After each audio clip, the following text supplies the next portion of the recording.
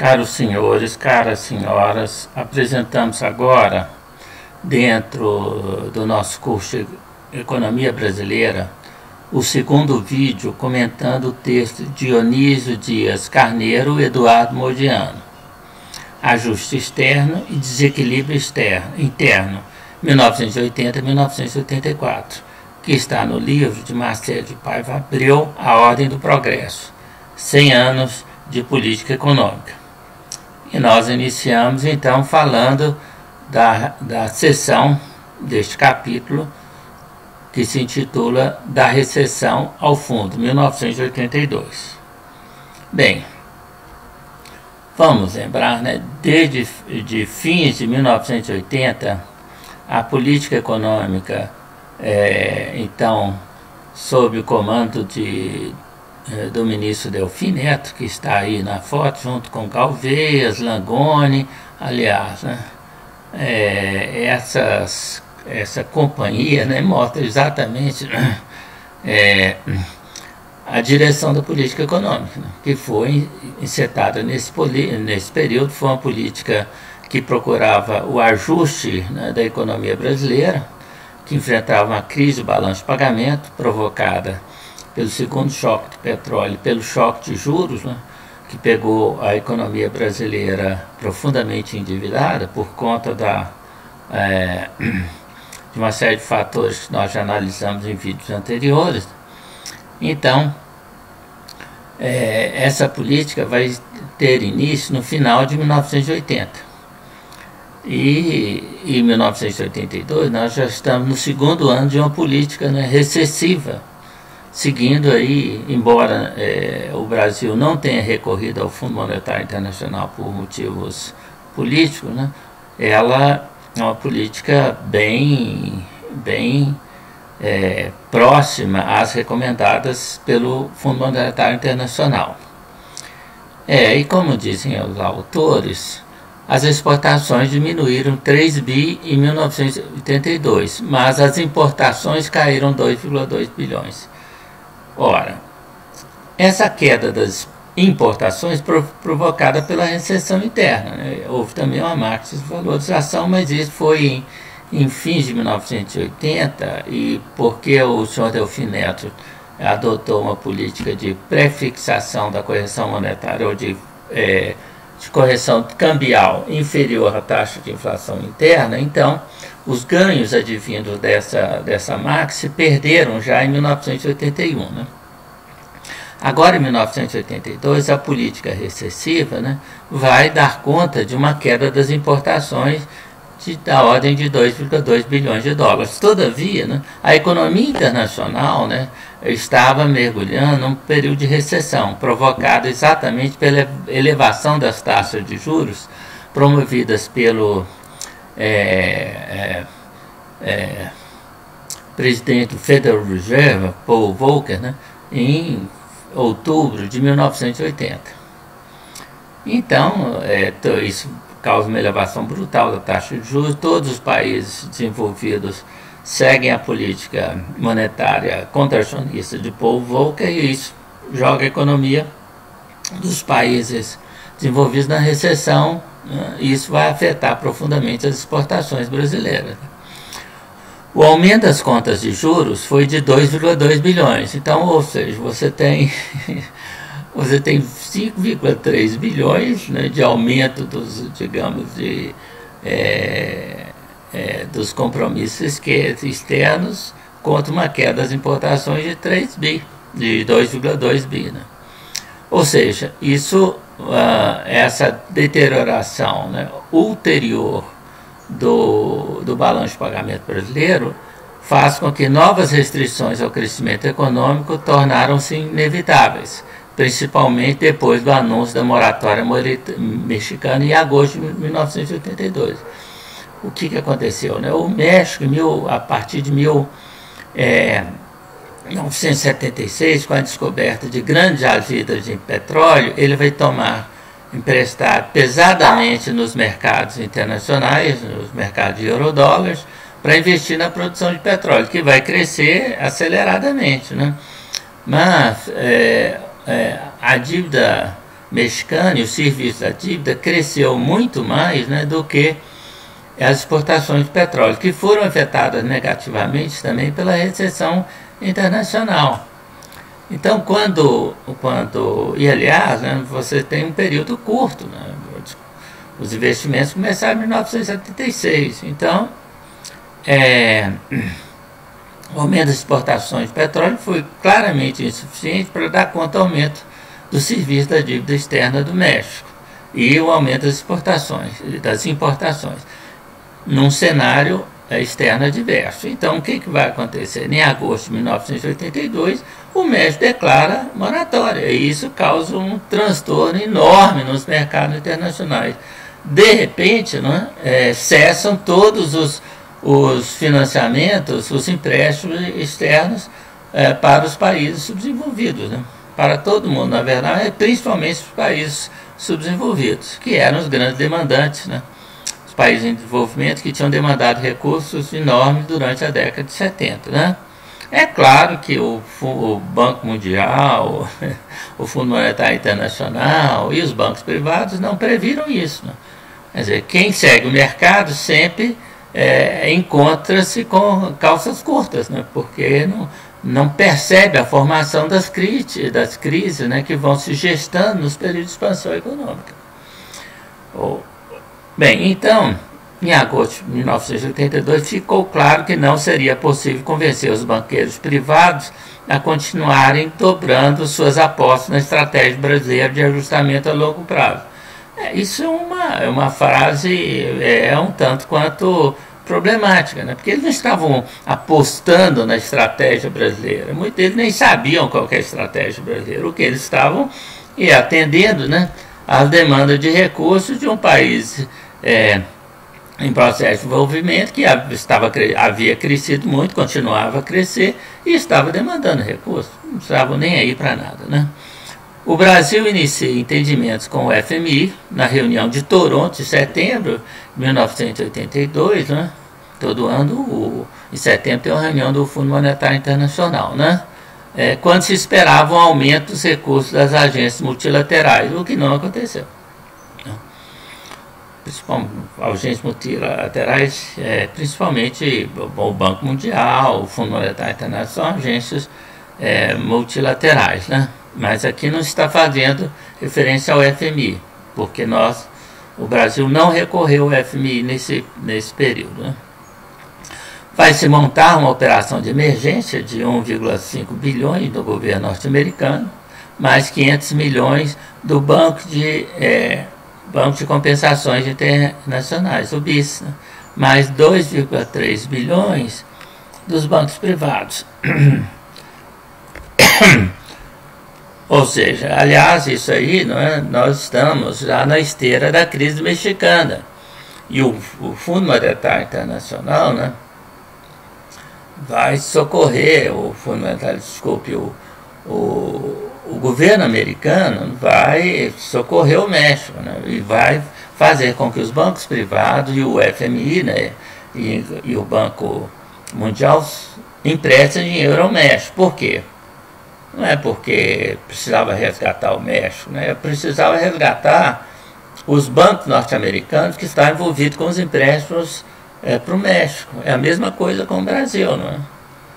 Quer dizer, qual que era o problema? O problema é que de um dia para outro, né, os bancos norte-americanos que haviam emprestado para o desenvolvimento estavam todos com um balanço problemático, né? Se não fizesse alguma coisa, os prejuízos seriam enormes. Então se socorreu o México e vai se socorrer o Brasil, né? Na reunião extraordinária do Conselho Monetário Nacional de 7 de outubro de 1982, ou seja, pouco tempo depois da reunião do FMI, né? Aprova-se o Programa do Setor Externo de 1983.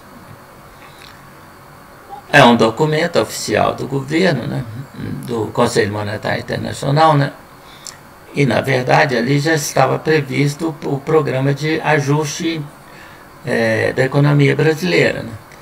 E nesse documento previu-se, né, aumento das exportações de 9,5% e queda das importações de 17%, ou seja, uma queda brutal das importações. Então era preciso de uma política realmente recessiva, contracionista muito forte, né? Gerando-se um superávit comercial de 6 bi. Mas não se foi ao Fundo Monetário Internacional por causa das eleições, né? Isso seria profundamente danoso para a imagem do governo. Que, na verdade, né, o partido do governo, a Arena, naquela época só haviam dois partidos, o MDB e a Arena. O MDB era o partido de oposição e a Arena era o partido que apoiava o governo.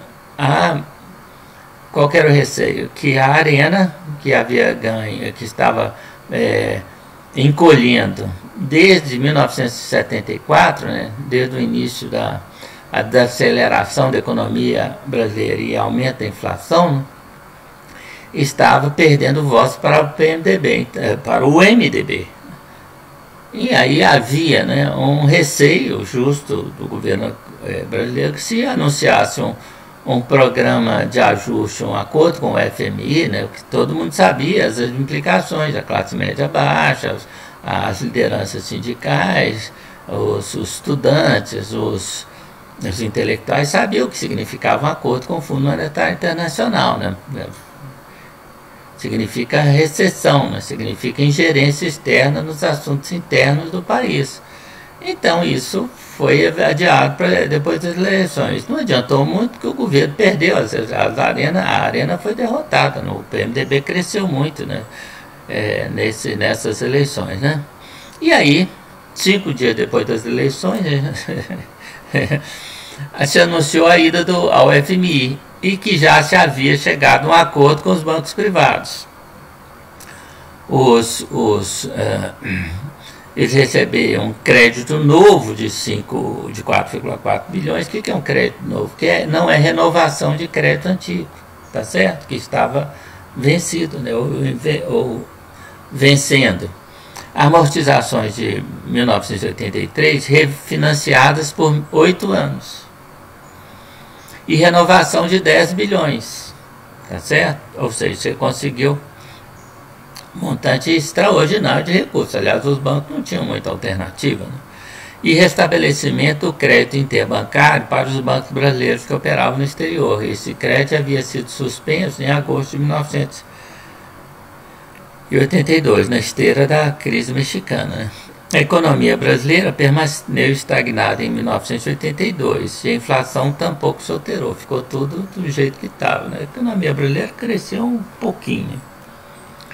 Bem, e aí, né, vamos entrar em 1983, né? A seção chama do livro do Carneiro e do Modiano, chama o fundo da recessão, né?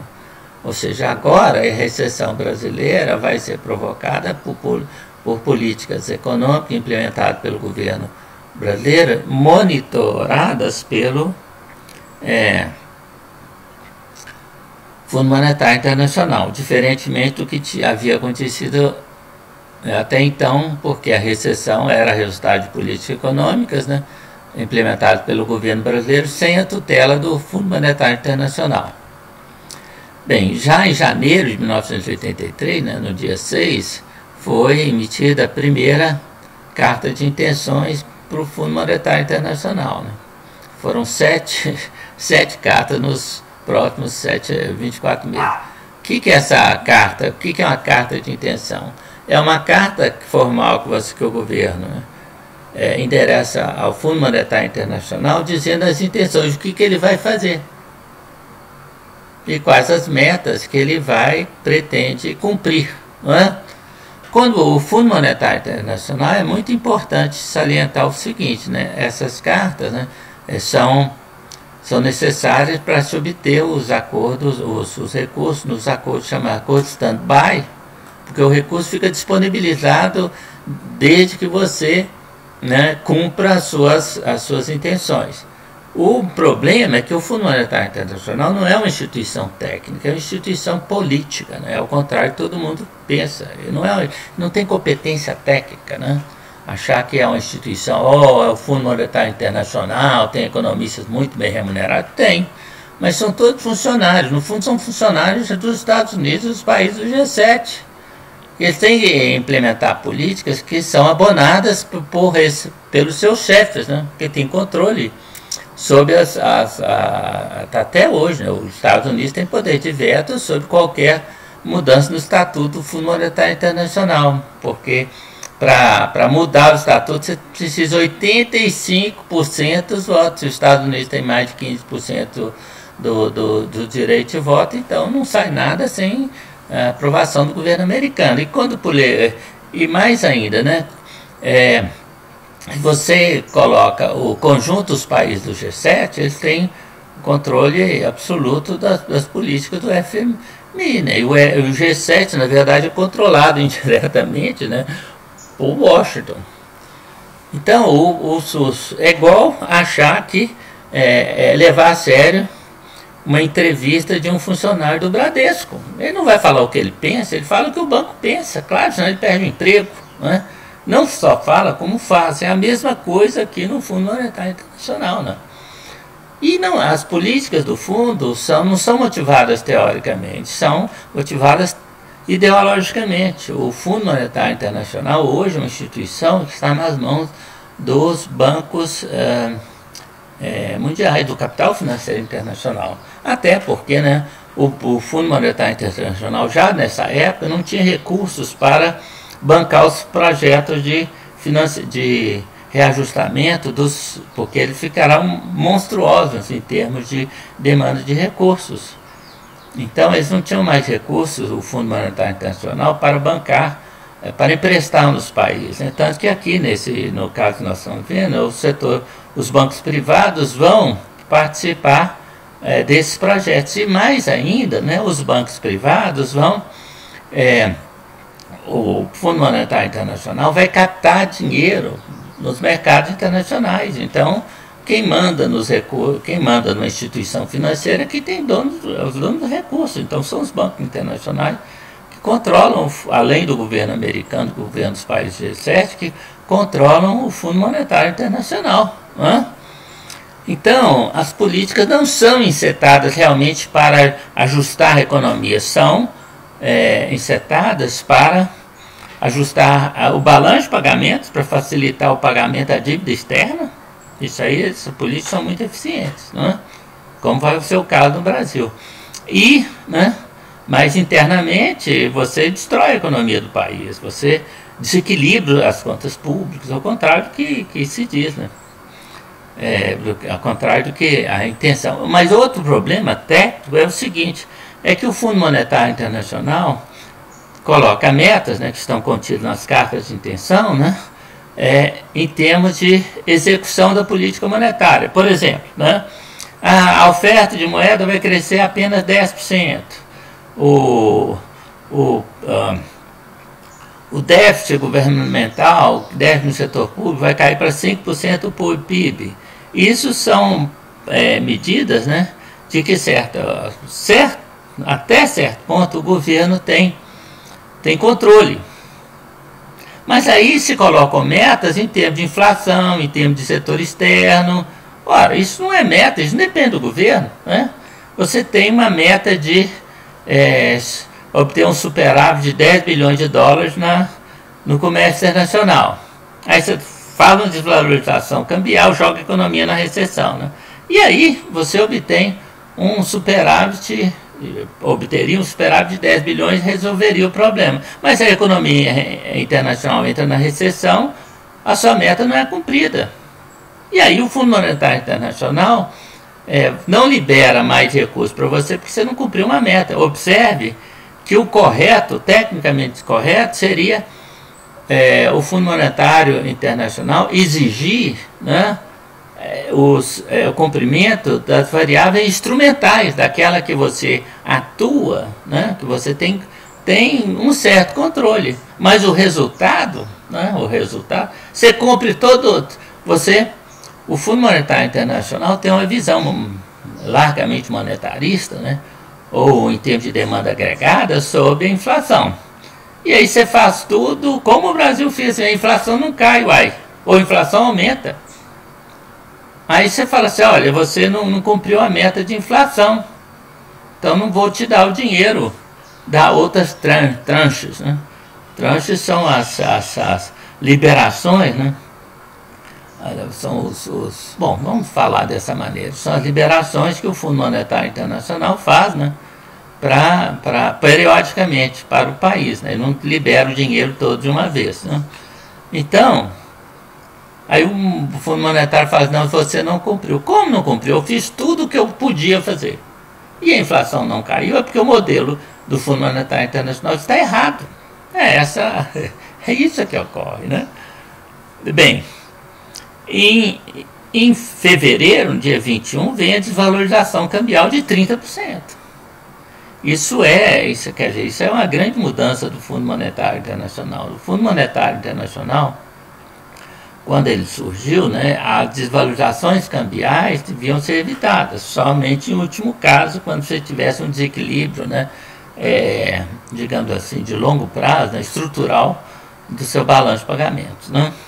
Só que a partir da reunião, né, do Fundo Monetário Internacional na Jamaica, em 1976, se consagrou as taxas flutuantes de câmbio, né, eliminando o sistema de taxas fixas de câmbio que prevaleceu de 1944 a 1976 no Estatuto do Fundo Monetário Internacional. E aí ficou, já fazia parte, né, como nós falamos, para um desequilíbrio estrutural, né, começaram a fazer parte de todos os projetos de ajuste externo do Fundo Monetário Internacional, né? Então aí nós demos a desvalorização de 30%. Né? Março o câmbio passou a acompanhar a inflação interna, ou seja, o que você fez? Você deu uma desvalorização cambial e a partir de então, se a inflação interna fosse de 10% no mês ou 5%, você desvalorizava o câmbio em 5%. Observe que isso significa uma desvalorização real da taxa de câmbio. Por quê? Porque você não leva em conta a inflação externa. Porque se você tivesse que manter a paridade do poder de compra ou melhor, se você quisesse comprar a taxa efetiva de câmbio, né, você teria que corrigir o câmbio pela diferença entre a inflação interna e a inflação externa. Aqui você ignorou a inflação externa. O que você está fazendo? Esse é um instrumento, né? Você toda vez que desvaloriza o câmbio, né, vão ser mini desvalorizações, né? Vão chegar depois a ter até diárias, né? Você passa a acompanhar, quer dizer, você está dando uma desvalorização real do câmbio, não apenas acompanhando a inflação interna. Bem, a política salarial, né?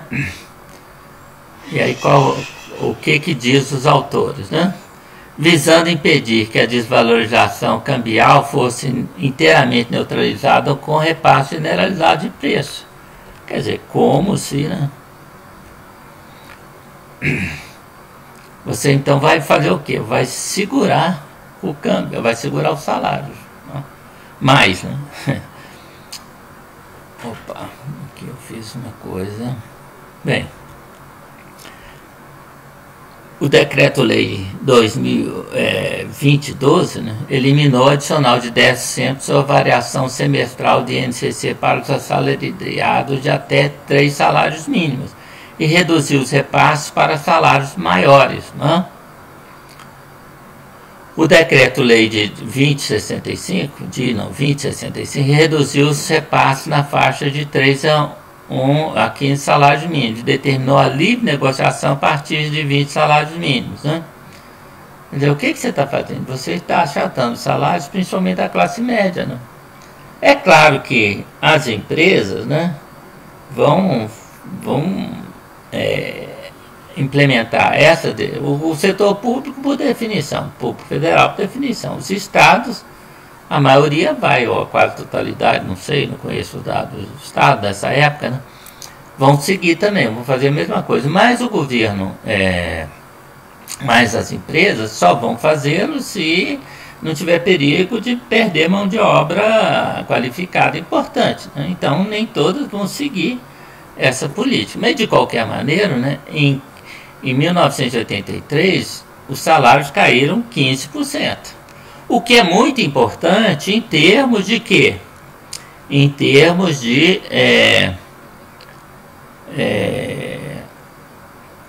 reduzir a demanda agregada e, portanto, jogar a economia na recessão ou contribuir para a recessão econômica, que vai reduzir, vai cortar as importações. Mas em termos de controle inflacionário, isso não tem nada a ver, porque como nós já falamos em vídeo anterior, né, os salários não determinam os preços, não entram na determinação de preço, mas o aumento salarial causa uma queda dos preços dos setores de alta relação capital-trabalho. Nos setores onde os salários, os custos salariais são muito importantes, esses setores os preços são aumentados. Mas nos setores onde os custos de capital são preponderantes, na siderurgia, nas grandes empresas de vários setores, indústria química, um monte de coisa, né, os preços caem. Por quê? Porque cai o custo de capital. Graças à lei, né, a curva de lucro-salários, que foi identificada por David Ricardo em 1817, que mostra que existe uma relação inversa entre taxa de lucro e taxa de salário. Bom, só que aí o que vai acontecer, né? Em 1982, né, mas mais em 1983, a economia internacional começa a se recuperar. Nós vamos ver isso depois, né, em seguida. Então você tem a economia internacional agora está recuperando. E você aprofundou a recessão interna e mais uma desvalorização cambial, tá certo? E outra coisa, o preço real do petróleo começa a cair. Ele vai cair mesmo em 1986, mas ele já está, em termos reais, caindo, né? E os juros internacionais, né, porque em 1982 o dólar já estava salvo, né, havia se valorizado. Então a ideia do Fundo Monetário Internacional de substituir o dólar como moeda internacional já tinha ido para o beleléu, né? Então, e a inflação norte-americana, que tinha chegado na casa dos 2 dígitos, já havia recuado. Então isso levou que a política norte-americana, né, a política monetária internacional vai ser afrouxada. E esse afrouxamento da política monetária, né, vai levar à queda da taxa de juros e à aceleração econômica dos Estados Unidos e dos demais países desenvolvidos, né? Ok? E outra coisa é que a Petrobras agora está aumentando a produção, a prospecção do petróleo, né? E está aumentando a produção do petróleo, tá certo? Ela já começou a fazer isso na segunda metade da década de 1970, né? E agora as políticas de prospecção estão dando resultado. Então a produção de petróleo está aumentando, a produção interna, substituindo a produção importada, né? Ou seja, né, isso aí substituição. Aliás, isso aí aumenta a produção de petróleo interno, né? E há também substituição. Petróleo nos veículos, né, aqui se criou o pró-álcool, né? Não só em várias indústrias você substituiu o petróleo, né? Mas nesse 1979, né, foi o lançamento do Programa Nacional do Álcool, né, do álcool. E primeiro você produz álcool anidro sem água, para misturar na gasolina, até 20%, e depois você passa a ter carro a álcool, né? E isso vai causar uma substituição do petróleo importado, né? E aí o Brasil vai cumprir as metas. Poxa vida, que coisa, né? O superávit comercial foi de 6,5 bilhões, porque as importações aumentaram 7,5%. Não foi tanto assim, mas foi. Mas as importações caíram 21%. Não só por causa da recessão, mas também por causa da atuação das empresas, né, estatais que haviam investido graças ao segundo PND, que nós vamos ver isso depois, né, que começam a operar nesse momento, né. Então o déficit corrente passa de 6 para 6,2 bilhões, ou seja, apenas 2,7% do PIB, né. Apesar disso, né, por causa da carga de juros, né, você atrasou o pagamento da ordem de 2,3 bilhões, né. Bom, aí os investimentos realizados pelo segundo PND, né, permitiram redução substancial dos coeficientes de importação. Isso é muito interessante. Muita gente, o senhor Gustavo Franco, por exemplo, criticou a política do segundo PND, como se tivesse sido uma estratégia errada, né? Não foi de jeito nenhum, né? Ela que permitiu o ajuste do balanço de pagamento brasileiro e permitiu que o Brasil crescesse na década pedida, na década de 1980, né? Só que a inflação foi para 211%. E aí, os autores, né, Dionísio Dias Carneiro, né, e o Modiano, né, vão incluir a desvalorização cambial corretamente. E também houve um problema agrícola, né? E aí, isso vai criar um problema com o FMI, aquilo que nós falamos. Não só o FMI não tem competência técnica, é isso que nós falamos, né? Então, qual que é o problema? A inflação foi 211% por causa da desvalorização cambial, que estava no programa do FMI. Tá certo? Bom, só que, quer dizer, se você tem uma dívida de 100 bilhões de reais, né? Na época não era real, né? Na época era cruzeiro, né? Sei lá, era cruzeiro. 100 bilhões de cruzeiros, tá certo? Aí o que acontece, né? Se você tem inflação de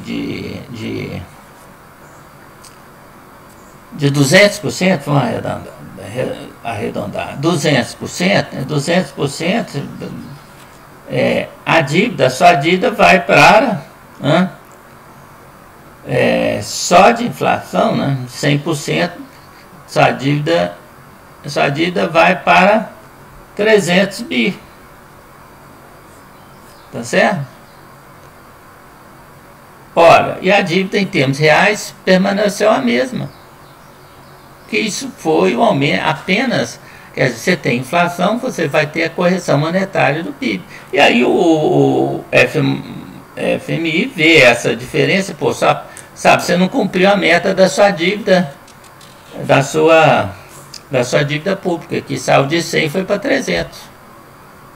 Vamos fazer uma conta mais simples, para mais fácil. Vamos supor que a inflação tivesse de 100% só. Então, a sua dívida era de 100, passou para 200. Só de correção monetária. Aí o Fundo Monetário Internacional diz aí, ó, sua dívida cresceu. E como a variação da dívida é o déficit nominal, então você teve um déficit nominal de 100 bilhões. Ora, o que o Fundo Monetário não sabe, o FMI não sabia nessa época o que era correção monetária. É isso, a grande competência. Eu falei que não tinha competência, o Fundo Monetário não tem até hoje, né? E aí, né? Só que aí em novembro existe uma nova carta ao FMI que introduz o conceito de déficit operacional. O que é o déficit operacional? É quando você retira a correção monetária da dívida, né? Tá certo? Bem, e aí aconteceu uma coisa que vai afetar negativamente as estatais, né? Foram cortes dos investimentos. Se você está num período de investimento, você corta investimento, você está furando um poço de petróleo. Aí você fura o poço de petróleo, quando vai botar a tubulação para retirar o petróleo, ou sei lá o que, né, que você faz, você corta. O que aconteceu? Você perde o poço de petróleo, você perde o investimento. Né? Isso vai afetar negativamente as estatais. Né? Depois você diz que a estatal é ineficiente, claro. Isso é é uma visão ideológica também das estatais, né? As estatais brasileiras eram profundamente eficientes, né? Isso foi demonstrado num seminário, né, de 1973 na Bolsa de Valores. Quando veio aqui, né, Harberger, um economista super monetarista, né? Foi na Bolsa de Valores, né? E que ele foi explicar por que as estatais brasileiras eram tão eficientes, contrariando a ideologia, né, que vai dizer que a estatal é ineficiente, né? Bom, queda do PIB industrial de 5,2%. 19% do setor de bens de capital se parou de investir, 5% nos bens duráveis, que não foi tão mal no setor de bens duráveis, né? No final de 1983, segmentos mais... É o que acontece hoje ainda. São os terraplanistas, né, de economia. Nos segmentos mais conservadores da sociedade defendiam o sucateamento do parque industrial brasileiro. Isso está sendo executado, né? A Ford saiu do Brasil, né? Mas não é só a Ford, né? Todos... nós temos um processo rápido e acelerado de desindustrialização brasileira. Argumentava que a industrialização durante o final da década de 70 fora promovida artificialmente, isso não tem cabimento, né, pela tecnocracia brasileira, sem qualquer consideração por preço relativo de vantagens comparativas. Primeiro que a ideia de vantagens comparativas é formalmente errada, né? Nós temos um texto sobre isso, né? As duas vias das vantagens comparativas, mas nós vamos fazer um texto formal, né? Mas posteriormente, mas quem não é difícil, né, verificar isso. É só fazer as contas em moeda que você vê que o exemplo de David Ricardo de vantagem comparativa está errado. Uma vez que a política promovida pelo FMI impedia que o governo alimentasse a demanda agregada, a economia brasileira deparava não com uma depressão, mas com a purificação deflagrada pelas forças de mercado de uma indústria ineficiente. Isso tem sido sempre a justificativa da recessão, né, das depressões, pelos terraplanistas da escola de Viena, né? Tá certo? Hayek, né, Roda, Fomice, né, então acham isso, né, que a recessão é necessária para expurgar as empresas ineficientes, né? Por isso que a Grande Depressão, né, o governo não devia ter feito nada, né, ou seja, não ia sobrar nada nos Estados Unidos. Bem, então agora nós vamos interromper o nosso vídeo por aqui, né? E no próximo vídeo nós vamos tratar de mais um capítulo da nossa novela sobre a política econômica, né? De 1980, 81 até 1984, tá certo?